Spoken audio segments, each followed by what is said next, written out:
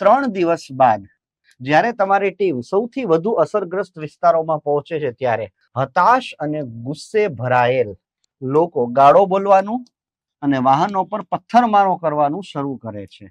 ત્યાં લોકોમાં ગુસ્સો પણ છે ને જ્યારે લોકોમાં ગુસ્સો હોય અને એની સાથે તમારે કામ કરવું હોય તો તમારી અંદર શેની જરૂર પડે તો કે ભાવનાત્મક બુદ્ધિમત્તા, ઇમોશનલ ઇન્ટેલિજન્સ.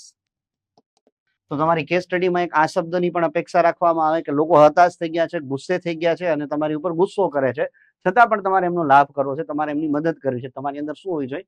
ભાવનાત્મક બુદ્ધિમત્તા. તો એ ક્યાંક ને ક્યાંક આવશે.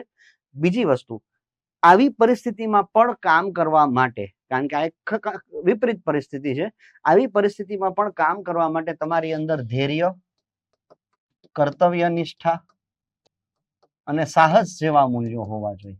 બીજી વસ્તુ, આ પરિસ્થિતિમાં જો તમારે કામ કરવું હોય તો આ લોકોની શું કરવી પડે? સમજાવટ કરવી પડે, પરસ્યુએશન કરવું પડે.